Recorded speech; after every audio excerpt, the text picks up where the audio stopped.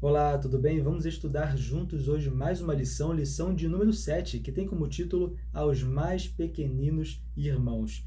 Nós vimos nas lições anteriores que precisamos ajuntar tesouros nos céus, né? Devemos ter uma vida financeira bem ajustada com o objetivo de ajuntar tesouros nos céus, ou seja, né, aplicar os nossos recursos naquilo que é eterno. Nós sabemos que o mundo hoje, né, várias pessoas nas redes sociais, YouTube, enfim, buscam nos ensinar sobre vida financeira, né, como termos uma vida financeira melhor, mais ajustada, mas com qual objetivo? Termos mais recursos sobrando para nós, né, para eu comprar aquilo que eu quero, para eu comprar a roupa que eu desejo, para eu viajar para o lugar que eu desejo, né? Então, o objetivo do mundo, né, ao ensinar sobre vida financeira, é termos mais recursos para o eu, para atender os nossos desejos.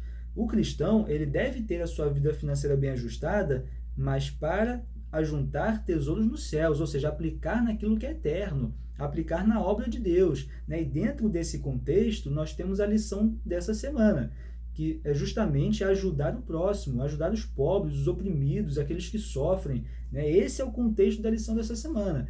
Nós temos uma vida financeira ajustada para ajudar o outro, né? Não para aplicar no eu o tempo todo, né? Só eu, aquilo que eu quero, aquilo que eu desejo. Não, não é esse o pensamento que o cristão deve ter. Lá em Mateus, capítulo 25, do verso 31 em diante, mostra ali o dia do grande julgamento, né? Então diz ali, né, quando vier o Filho do Homem na sua majestade, todos os anjos com ele, então se assentará no trono da sua glória. E nesse dia, então, quando o Filho do Homem vier, ele terá à sua frente dois grandes grupos. E aí, para um grupo, ele vai dizer o seguinte: entrai na posse do reino que vos está preparado desde a fundação do mundo.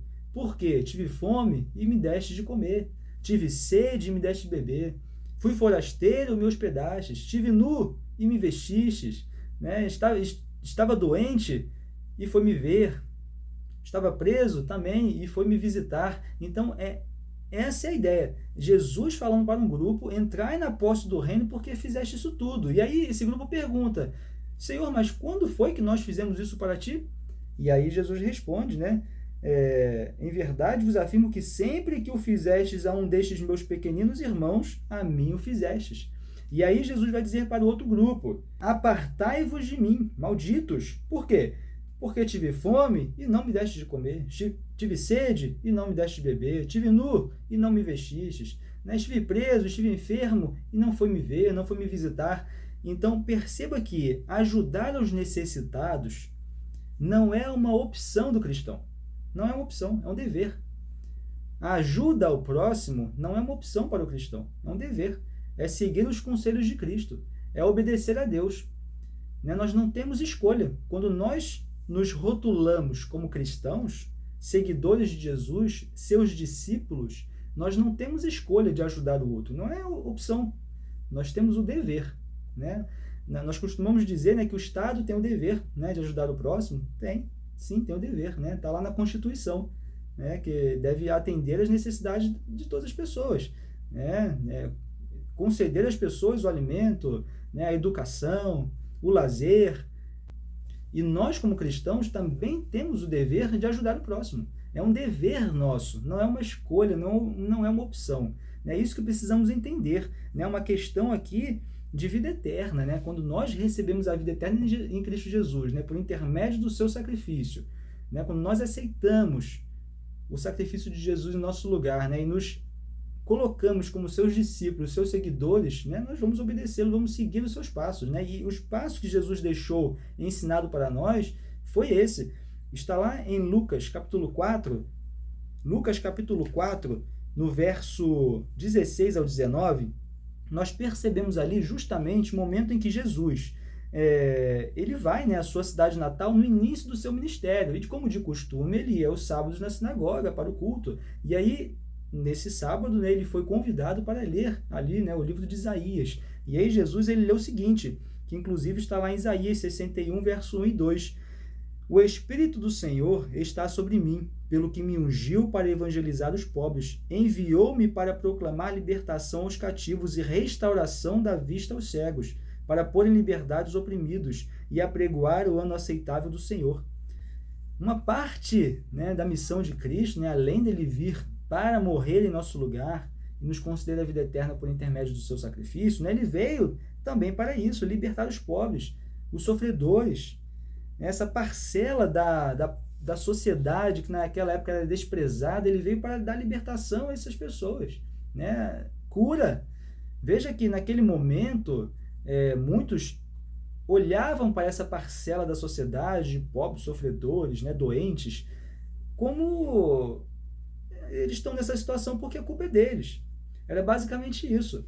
Né? Eles olhavam para essa parcela da sociedade e diziam: bem, eles estão ali nessa situação por culpa deles, por culpa de algum antepassado ali que pecou, por culpa do pecado deles, estão pagando o preço que devem pagar. Né? É basicamente isso. Né? Estão ali porque devem estar naquela situação, porque tem que estar naquela situação, porque a culpa é deles. De alguma maneira eles precisam passar por essa situação. É interessante que hoje não é muito diferente, né? Hoje não é muito diferente. Quando nós chegamos perto de alguém, né, que claramente precisa de algum auxílio, nós temos o costume de, primeiramente, fazer um julgamento daquela pessoa, né? Tentar entender o porquê ela está ali. Ou porque ela fez mais escolhas, ou porque não aproveitou as oportunidades, enfim, por culpa dela, por conta de um pecado que ela cometeu, por conta de um erro que ela cometeu, ela está ali. E a gente começa a querer julgar para realmente entender se ela é merecedora da minha ajuda ou não. A gente tem esse costume, né? Então não é muito diferente, né? Veja que séculos se passaram e hoje a mentalidade não mudou. E nós, às vezes, né, que nos dizemos cristãos, fazemos igual, né? Queremos primeiramente julgar o porquê que a pessoa está naquela situação de sofrimento, de pobreza, de doença, para depois sim, né, oferecer algum auxílio. Né? Então a gente julga se ela realmente é merecedora ou não do auxílio ali que eu estou disposto a conceder. Então aqui Jesus ele deixa claro, né, no início do seu ministério, né, a sua missão, né, parte aí da sua missão, que é de libertar os sofredores, os oprimidos, curar os doentes. O amor aos necessitados foi uma das maiores evidências da identidade de Cristo como Messias. Essa é a grande verdade. Lá em Deuteronômio 15, 11, nós temos um povo ali que está prestes a herdar a terra prometida, né? Prestes a herdar a terra de Canaã, e eles são ali, recebem algumas orientações, algumas instruções antes de entrar na terra prometida. E lá em Deuteronômio 15, no verso 11, perceba qual foi a instrução que o povo ali ele recebeu. Pois nunca deixará de haver pobres na terra. Por isso, eu te ordeno, livremente abrirás a mão para o teu irmão, para o necessitado, para o pobre na tua terra. Então, o povo de Israel ele é instruído a ajudar o pobre, a ajudar o necessitado. Não deixará de haver pobres na terra. Então, ajude. Ajude o necessitado, ajude o pobre. Ajude livremente, né? Abra mão para o teu irmão, né? Essa foi a instrução que o povo de Israel ele recebeu pouco antes de herdar a terra prometida. É interessante que a lição ela aborda aqui dentro dessa ideia, fazendo um contraste com esse verso de Deuteronômio. Ela traz a teoria do darwinismo social. Eu não sei se você já escutou falar da teoria de Darwin, né? A teoria da seleção natural, uma teoria evolucionista de Charles Darwin, né? E o que ele dizia nessa teoria, né? Uma teoria baseada aí no conceito biológico, natural. O que ele dizia? Que os melhores, né, os mais adaptados ao meio vão sobreviver. Ou seja, aquele que melhor estiver adaptado ao meio, ele vai sobreviver. Não é o mais forte, né? Alguns falam uma teoria que diz que o mais forte é que vive. Não é o mais forte, é o melhor adaptável, aquele que mais se adaptar, aquele que melhor se adaptar ao meio, esse vai sobreviver. Pode ser mais forte ou pode ser mais fraco, né? Mas o que estiver melhor adaptado ao meio vai então sobreviver. A teoria, né, da seleção natural. E aí vem, né, alguns teóricos, né, o principal mentor da teoria do darwinismo social é o Herbert Spencer. E o que esses teóricos eles fizeram? Eles pegaram a teoria de Charles Darwin, que é uma teoria, né, baseada num conceito natural, biológico, e quiseram adaptar essa teoria para a sociedade, para justificar, né, a questão dos pobres, dos oprimidos, dos sofredores. Né? Eles tentaram criar aí uma hierarquização da sociedade, onde temos os mais fortes e os mais fracos. E os mais fortes, então, vão sobreviver. E os mais fracos, inclusive, eles irão, de alguma maneira, até sustentar, né, esses mais fortes, aqueles que têm uma raça superior. Veja, aqui há muitos problemas, né? Claros, inclusive. Primeiro que Charles Darwin, como eu falei, ele não disse que era o mais forte que sobreviveria, né? Mas o melhor adaptável ao meio. E ali, dentro de um conceito natural biológico. Aqui, Herbert Spencer, né, e outros teóricos que abraçaram essa ideia do darwinismo social, eles fazem essa hierarquização da sociedade como existisse uma raça superior. E aí, dentro dessa ideia, inclusive, alguns até criticam a ajuda aos necessitados, porque não, o necessitado ele vai existir, faz parte da sociedade, né? Ele não tem que ser ajudado, ele não tem que ser sustentado. Na verdade, não tem, porque faz parte da sociedade, tem os mais fortes e os mais fracos, faz parte da sociedade, né? E aí, inclusive, essa teoria baseou algumas ideias que levaram, por exemplo, ao Holocausto, né? O extermínio dos judeus de forma totalmente repugnante, né? O Holocausto, onde milhões de judeus foram eliminados por uma raça que se entendia como uma raça superior, né? Toda a questão do imperialismo, né, que a gente tem ali, as grandes civilizações, né, querendo ali civilizar, digamos assim, justificando, né, a invasão de outros territórios, né, porque queria levar a civilização para esse território, porque eles entendiam que eles eram superiores, né? Então, se nós somos superiores, vamos ensiná-los aos outros, né? Vamos mostrar o que é a nossa civilização, que é melhor, que é maior, que é mais forte, enfim, né? O extermínio de índios, enfim.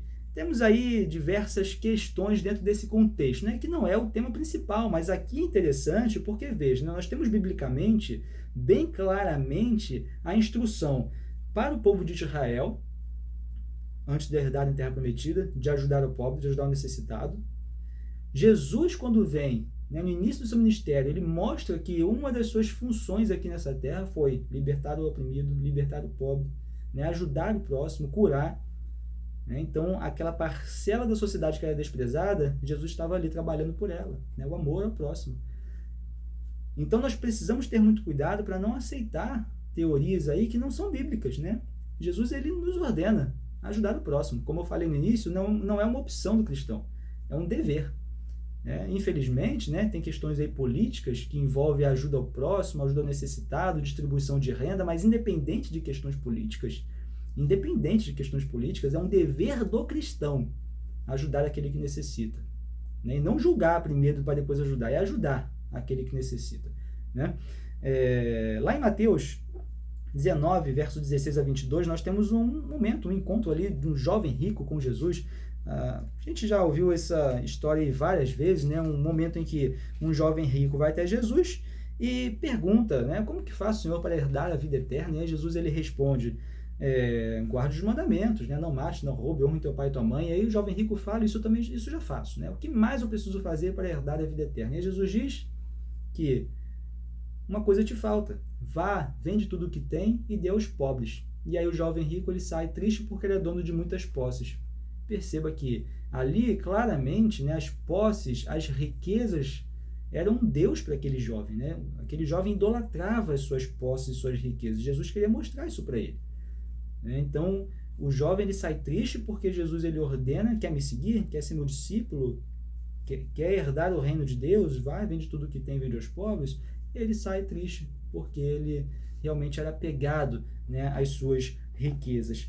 E de forma muito interessante, nós temos aqui em Lucas, no capítulo 19, no verso 1 até o verso 10, nós temos aqui a citação do momento do encontro de Jesus com Zaqueu. Zaqueu é um publicano, cobrador de impostos, né, que cobrava até de forma abusiva os impostos, né, oprimindo ainda mais a parcela da sociedade que já era oprimida, né, os pobres.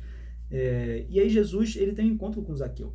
E Zaqueu, ele se arrepende, se converte, né, se arrepende verdadeiramente daquilo que faz. E veja que no verso 8 do capítulo 19 de Lucas, veja o que aconteceu. Entre mentes, Zaqueu se levantou e disse ao Senhor: Senhor, resolvo dar aos pobres a metade dos meus bens, e se em alguma coisa tenho defraudado alguém, restituo 4 vezes mais.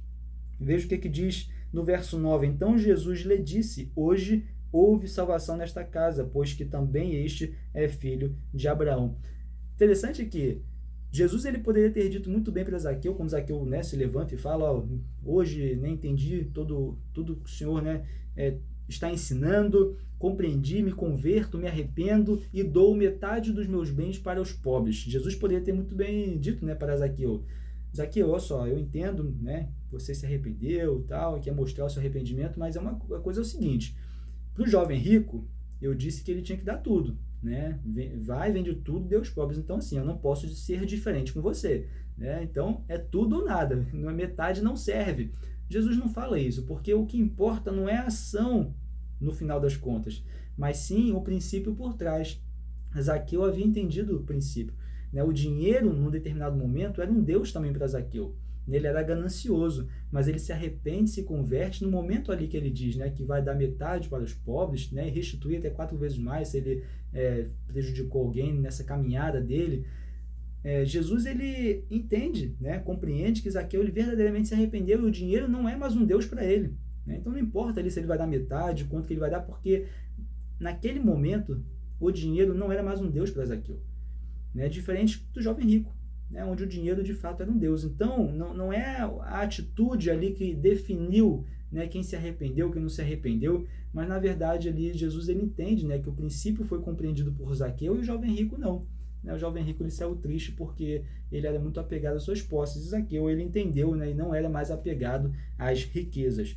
Lá em Jó, no capítulo 29, no verso 12 até o 16, nós temos um momento ali onde Jó ele relembra alguns momentos felizes da sua vida, né? Em meio ao sofrimento que ele estava passando, ele lembra alguns momentos felizes. E dentro desses momentos felizes, lá no verso 16 do capítulo 29, diz assim: dos necessitados era pai, e até as causas dos desconhecidos eu examinava. Então veja que Jó ele tinha alegria a ajudar os necessitados, né? Ele era considerava aqui, né, o pai, né, dos necessitados era pai. Então Jó ele não era apenas uma pessoa que esperava passivamente o necessitado ir até ele, né? Ele ativamente ele examinava as causas dos necessitados, ele ia atrás, ele buscava. Ele sabia que tinha pessoas ali que precisariam de algum tipo de ajuda, e ele tinha como ajudar, e ele ia atrás, ele ajudava, ele corria atrás. Ellen White, em Testemunhos para a Igreja, no volume 5, página 128, ela diz o seguinte sobre Jó: não esperem até que chamem sua atenção para as suas necessidades.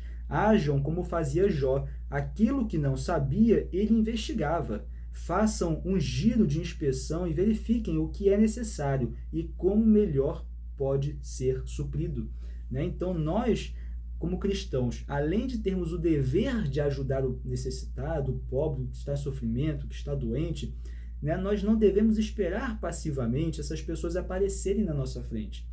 Até porque nós sabemos claramente que existem inúmeras pessoas próximas de nós que precisam, que necessitam de alguma coisa. Nós sabemos disso, então nós não precisamos ficar esperando elas chegarem, nós precisamos ir, nós devemos ir, né? Então o cristão, além de ter o dever, né, de ajudar o próximo, ele tem o dever de buscar essas pessoas que precisam de algum tipo de auxílio, né? Então a lição basicamente ela nos mostra isso, né, o dever do cristão. Então a lição ela tem abordado toda uma questão financeira, né? Nós temos a nossa fidelidade a Deus ali com relação, demonstrar nossa fidelidade a Deus, né, nos dízimos, ofertas, termos o cuidado para não nos enrolarmos financeiramente, né, precisamos estar financeiramente bem, mas com o objetivo de juntar tesouros nos céus, né, e uma dessas maneiras de juntar tesouros nos céus é justamente, né, executarmos aquilo que Jesus deixou aqui ensinado para cada um de nós, que é ajudar o necessitado, que é buscar o necessitado e ajudar naquilo que ele precisar, para que quando Jesus retornar, ele possa dizer para cada um de nós, né, vinde, bendito de meu Pai, entrai na posse do reino. É isso que Jesus quer dizer para cada um de nós, né? Em qual grupo nós estaremos quando Jesus voltar, né? Naqueles que realmente serão chamados a herdar Canaã celestial, ou aqueles que serão ali rejeitados, o que Jesus falará assim para nós, né? aparte-se de mim, maldito, né? Então, qual grupo nós estaremos, né? Que Deus nos abençoe, possa nos dar sabedoria e que possamos entender, né, que o nosso dever como cristãos, né? Quando somos cristãos, quando nos rotulamos de cristãos, quando dizemos que somos seguidores e discípulos de Jesus, nós temos deveres a cumprir, né? E um deles é ajudar o necessitado, que tanto há aí ao nosso redor, né? Então, que nós possamos ter sabedoria e buscar forças em Jesus para, então, executarmos a nossa missão, os nossos deveres como cristãos aqui nessa terra. Que Deus te abençoe e a gente se vê, então, no próximo estudo. Até lá!